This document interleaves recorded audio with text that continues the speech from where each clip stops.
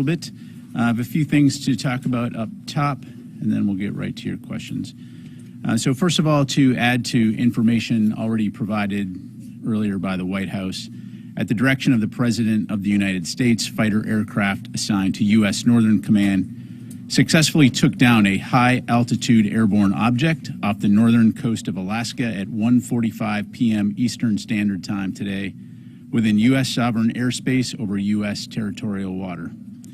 On February 9, North American Aerospace Defense Command detected an object on ground radar and further investigated and identified the object using fighter aircraft.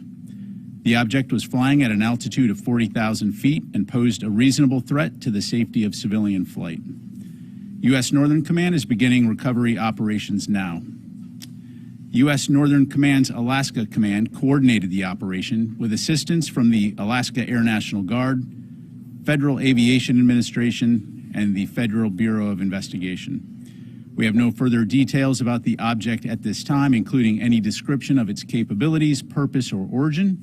The object was about the size of a small car, so not similar in size or shape to the high-altitude surveillance balloon that was taken down off the coast of South Carolina on February 4. Separately, U.S. Northern Command continues their recovery operations in support of the recent takedown of the Chinese high-altitude surveillance balloon. Recovery teams have mapped the debris field and are in the process of searching for and identifying debris on the ocean floor. Debris that's been recovered so far is being loaded onto vessels, taken ashore, cataloged, and then moved onwards to labs for subsequent analysis. And while I won't go into specifics due to classification reasons, I can say that we have located a significant amount of debris so far that will prove helpful to our further understanding of this balloon and its surveillance capabilities. Of note, due to less than favorable sea states right now, teams will continue to conduct underwater survey and recovery as conditions permit. The department wants to thank our interagency partners from the U.S. Coast Guard, the FBI, and state and local authorities for their continuing assistance and partnership. In other news, and I think this is important, that we remember a lot of folks and people in Turkey and Syria right now are suffering. We want to, again, express our support for the people of Turkey and Syria as they respond to the deadly earthquakes that struck there earlier this week. In support of ongoing U.S. assistance efforts spearheaded by the U.S. Agency for International Development, U.S. European Command has positioned personnel, equipment, and a range of assets to aid the government of Turkey and its continued search and rescue efforts.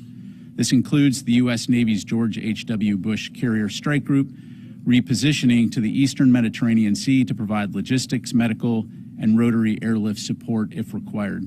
Additionally, U.S. Army rotary wing aircraft began flying missions out of Incirlik Air Base in Turkey on February 7 to transport first responders to the most affected populations, and on February 8, UH-60 Blackhawks transported injured civilians to a local medical facility. U.S. European Command has designated U.S. Naval Forces Europe and Africa as the lead component command overseeing the EUCOM humanitarian assistance and disaster relief efforts within Turkey. To aid in that coordination, U.S. Marine Corps Brigadier General Andrew Priddy, U.S. Naval Amphibious Forces Europe Commander and 2nd Marine Expeditionary Brigade Commanding General arrived in Turkey February 9 to lead military coordination efforts with U.S. agencies involved in the humanitarian aid and disaster relief efforts. We'll continue to provide you with updates as we receive them. EUCOM will be issuing a press release with further details. But again, we offer our thoughts and prayers to the people of Turkey and Syria during this tragic and difficult time. And finally, Secretary Austin welcomed Canadian Minister of National Defense Anand for a bilateral meeting here in the Pentagon today. The Secretary expressed his thanks and appreciation to Minister Anand for the cooperation rendered by Canada in tracking the PRC high-altitude surveillance balloon that violated the sovereignty of both of our countries. During the meeting, both leaders reaffirmed the close defense relationship between the United States and Canada, and a readout will be available later today on defense.gov. And with that, I will take your questions. We'll start with Associated Press, Tara Kopp. Hi, thank you for doing this. A couple of questions on this latest shoot down. First, what type of U.S. fighter aircraft were used, and what type of munition did they fire? And do you already have Navy assets or Coast Guard assets involved in a recovery process? And then I have a few more. Thanks, Tara. So So the aircraft that took down the object was an F-22 flying out of Joint Base Elmendorf in Alaska.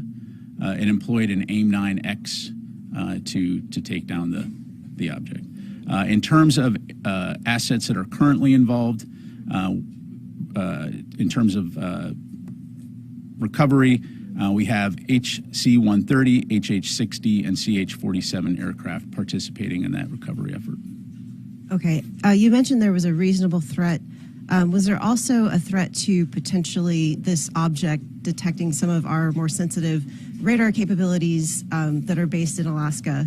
And then what hasn't been said is where this object has come from. Is there any indication that this was also a Chinese surveillance balloon object, whatever it is?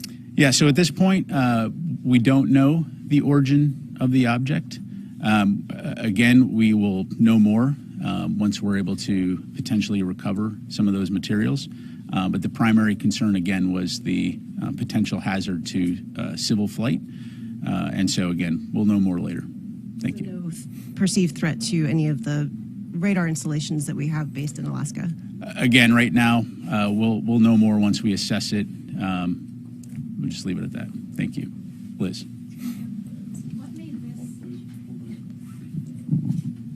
Thank you. Thanks for taking my question. What made this threatening enough to shoot down? What is different about this object than the last object that was over Alaska? Because it was chosen not to shoot the last one down over Alaska. Yeah, so the important thing to understand here is anytime we detect anything, we're going to, first of all, observe it and then make a decision and take appropriate action. So you have to look at each individual case on its own merits. In this particular case, given the fact that it was operating at an altitude that posed a reasonable threat to civilian air traffic, the determination was made and the president gave the order to take it down. Was there a specific threat, a specific civilian air traffic incident that could have happened? Again, as you well know, civilian aircraft operate, at a variety of ranges up to 40 to 45,000 feet. So again, there was a reasonable concern that this could present a threat to or a potential hazard to civilian air traffic. So let me. Question. Yep. Has Secretary Austin reached out to his Chinese counterpart or any other counterparts at all since this has been tracked? Since this particular object, no. Let me go here, and then I'll come over to Orrin.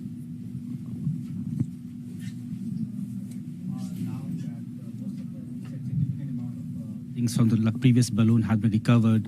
What additional information you have now about the capabilities of that balloon? Yeah, so we're continuing to assess that.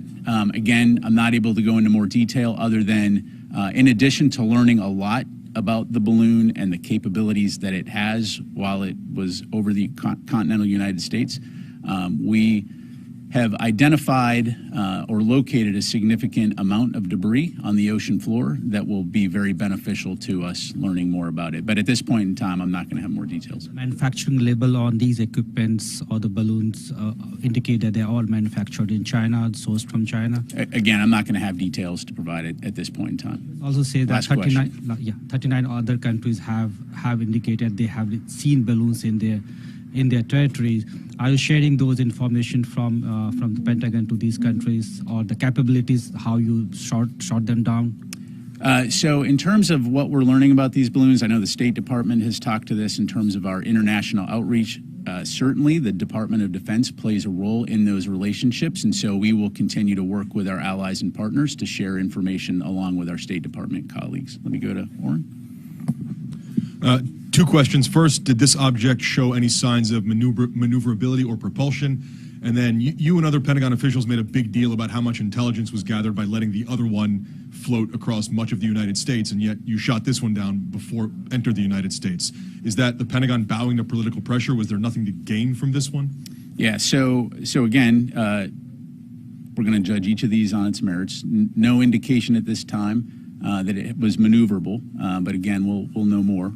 And in terms of entering the United States, it did enter U.S. airspace, and we took it down. Did you gain intelligence from this one as you did from the previous one? We're going to recover what we can from this, and more to follow. And was the decision to shoot it down before it entered too far into the U.S. airspace, the Pentagon bowing to political pressure from the Hill? Look, again, we're going to judge each of these objects on its own merits. It entered into U.S. airspace on February 9th. We sent up aircraft to assess what it was. The decision was made that it posed a reasonable threat to civilian air traffic. The president gave the order to take it down, and we took it down. Thank you, Laura. And then I'll go to Dan. Thanks. Sorry. Thanks for taking my question. So a couple questions. First of all, has anything like this happened before with an object this size, this shape, in this particular height for the 40,000 foot range? Has it happened before? And then second of all, can you say more about why you knew that last balloon or object was from China, whereas this one you don't know? So in terms of this particular object, again, as I highlighted, we don't know where it's from. It posed a reasonable threat to civilian air traffic, and so the determination was made to take it down. In terms of the other balloon, as I mentioned in our previous briefing, we have learned a lot about the Chinese surveillance high-altitude balloon program. We've gathered a lot of information over the last couple of years, and so we were able to, based on that information, detect at a very early stage. As it approached U.S. airspace, we had a good understanding of what it was. As I mentioned, we were able to monitor that closely, track it while it went over the continental United States, learn a lot about it, and take it down at the appropriate time. So would you urge us to put this in a different bucket than that, or should we? Yeah, I think I was pretty clear. This was traveling at about 40,000 feet, which posed a reasonable threat to civilian air traffic, and the decision was made to take it down. So, Dan. When the pilots approached it, and they determined, I understand, that it was not manned. How did they determine that? And at that point, wouldn't it be possible to at least describe what they were looking at? Did it resemble a balloon or an airplane or what? Again, we'll know more and have more information once we've recovered this. I will give credit to our pilots that they are very capable in terms of looking at an object, assessing whether or not this had the potential to be manned. At that altitude, something that small, very, very unlikely that it was manned. And so, again, no indication that it was manned, presented a potential reasonable threat to civilian air traffic, and we took it down. What speed was it traveling at, by the way? I don't have that information. On the Chinese balloon, if we could go back, is it still, in the Pentagon's view, plausible or maybe even likely that it was not necessarily intentional that when that balloon turned and blew eastward, that it seemed to have not, had some technical problem? Yeah. So, Dan, what I would tell you is based on the information that we have, it was being maneuvered and purposefully driven along its track. Again, recognizing that winds do play a role because of the maneuverability of the balloon. It's our assessment that this was a purposeful mission. In terms of the Chinese motivations, again, I'd have to refer you back to China to talk about that. Ma'am, and then come to Nancy. Thank you. Sorry, got it. We emailed you police body camera footage showing a National Guard general in Ohio pushing my colleague and having to be escorted away from him this week. We asked the Ohio National Guard for comment, but do you, as a spokesperson for the Department of Defense, condone such conduct by a commissioned officer of the U.S. military against an American journalist? Yeah, so to be clear, the answer is no. That's not acceptable behavior. The Secretary of Defense, the Department of Defense absolutely supports, strongly supports a free and independent press. So again, I'd refer you to the Ohio National Guard for any comment about that particular incident, but I can assure you that that is not acceptable behavior. Base any kind of conduct on becoming charged under the UCMJ? Again, I'd have to refer you to them. I'm not gonna make those kind of policy comments here from the podium in terms of what they may or may not be doing to address it. It would be inappropriate for me to comment on that. Let me go to Nancy. I just had a couple clarifying questions. You said that that the pilots were able to see it. that it wasn't the same shape or size as the balloon? Can you say definitively it was not a balloon? I don't, at this point, considering the fact that we're still assessing the object, I don't want to get into characterizing it, so just leave it at that. You mentioned you didn't know how fast it was traveling. Can you say if it was traveling faster or slower than the balloon? I don't have that information in front of me, so I don't want to make it up. Try a couple more. Did anyone try to, within the administration, contact their Chinese counterparts before the decision was made to shoot it down? In terms of when you say the administration, if you're referring to the White House, I'd have to refer you to them. The Department of Defense, to my knowledge, did not. Again, we don't know the point of origin of this object. And was there any effort to jam or somehow disable this object before, such that it would pose less of a threat? I don't want to get into specific tactics or techniques that we may or may not use when observing these types of things. Again, NORAD sent up aircraft to observe, to see what it was, and then the ultimate decision was made based on the reasonable threat to civilian air traffic to take it down. So thank you. Tony? A couple things. You mentioned you've recovered a significant or located a significant amount of debris. Is it fair to say you've located a significant amount of the payload? You're talking about the PRC high altitude balloon. This one today. So Tony, at this point, I'm not able to go into more detail other than we've discovered or located a significant amount of the debris associated with the balloon. Again, we'll have more details to follow, but I'll just leave it at that. Located, but you haven't recovered and pulled out of the ocean for forensic analysis. Is that right? Yeah. So great point. So the way to understand how this is unfolding is as we map out the area where the debris field would be, it enables us to figure out where are the places that we need to prioritize a search, recognizing that we're talking a wide area. And so as that happens, divers are able to go down, and depending on the size of the debris, they're able to tag it.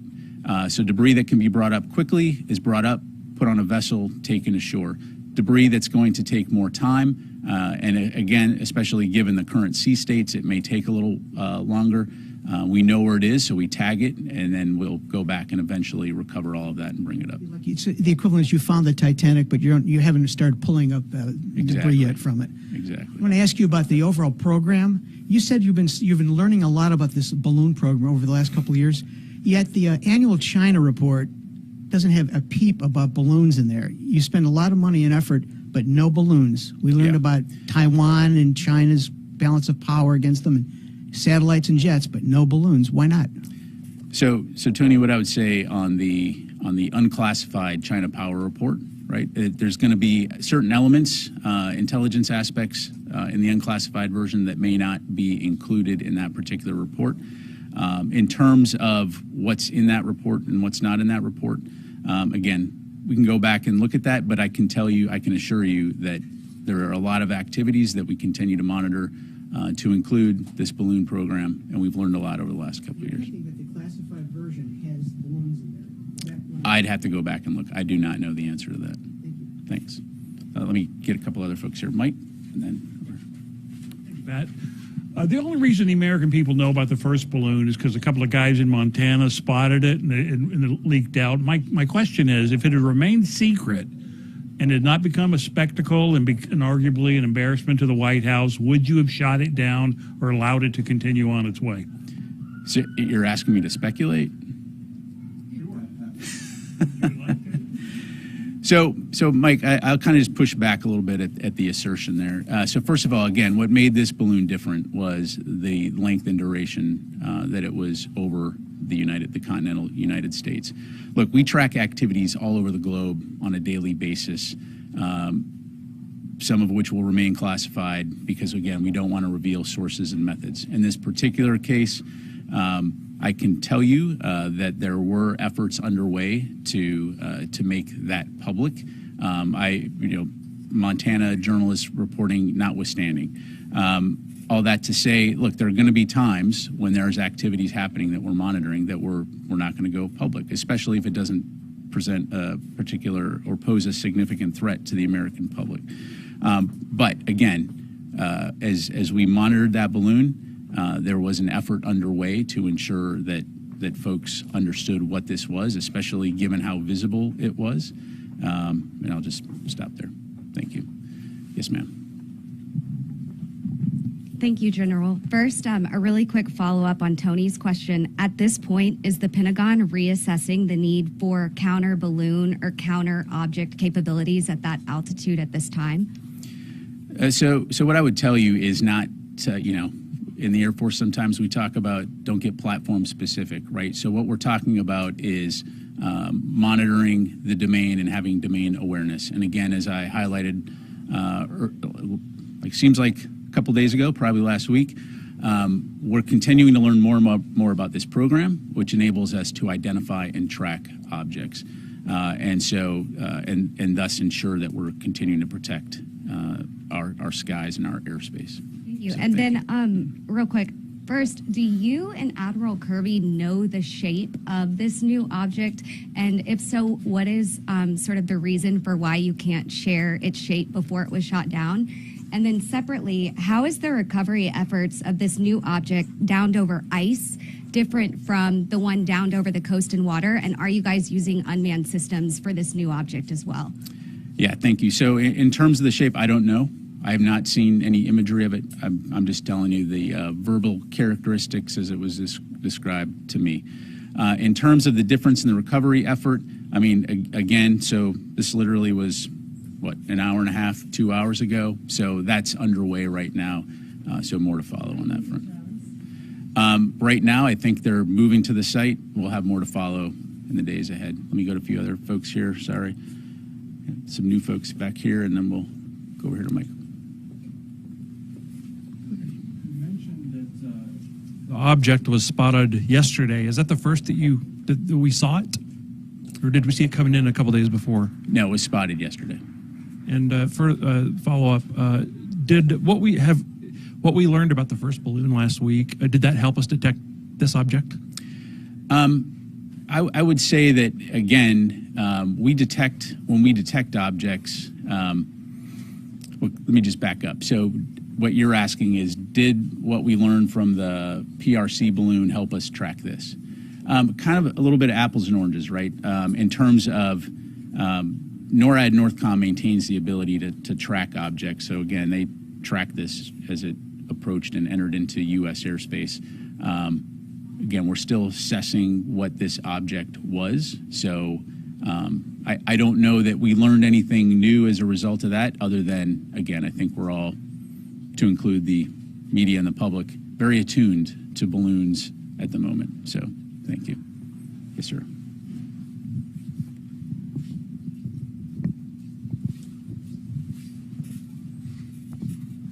Thank you, sir. And just to clarify, so this was first identified when it flew into U.S. airspace, is that correct? Or was it identified before it? It was detected yesterday, and then, again, NORAD sent up aircraft to observe it, see what it was, and then the decision was made to take it down. And do you have any information whether this object flew over any other sovereign nations or countries? I do not.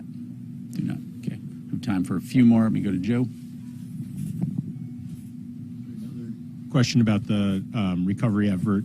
I think you'd mentioned at the outset that it was going to involve rotary wing aircraft. That's because it landed on ice as opposed to water. That's why there isn't watercraft being used. Is it? Yeah, Joe, we'll get you more information on that front. Again, this happened just a short while ago, and so according to Northcom, these are the assets that were being used to go out and do the initial recovery. But we'll have more information in terms of the various roles and responsibilities of those. Just to get down in the weeds for a second, any idea what units are involved in the recovery effort or in the F-22 that shot it down? We can get you that information. Thanks. Phil? Hey there, just a couple clarification questions. First off, when you first identified it, was it traveling at the same altitude, around 40,000 feet? Did you at that point know its velocity? And secondly, doesn't Northcom have the authority on its own to shoot down unidentified objects entering U.S. airspace if they pose a threat to civilian air traffic? And if so, then why was the president's authorization required in this case? Yeah, thanks. So my understanding is it was at 40,000 feet when it was detected and ultimately taken down. The NORAD Northcom commander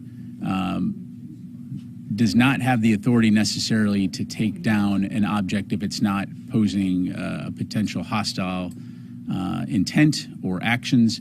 However, given the fact that this aircraft was, this object was operating at an altitude that posed a reasonable threat to civilian air traffic, after consultation with the secretary and the president, and of course the president, on our advice, gave the order to take it down, and we took it down. Trying to clarify, is his authorization required in a situation like this? Again, it's kind of a moot point at this point because the president gave the order, but he has the authorization to take action against anything that presents a potential threat to the American public or people on the ground. In this particular case, it was determined that this posed a reasonable threat to air traffic. Again, I'll just leave it at that. Thanks. Tara? Just a couple of clarifiers.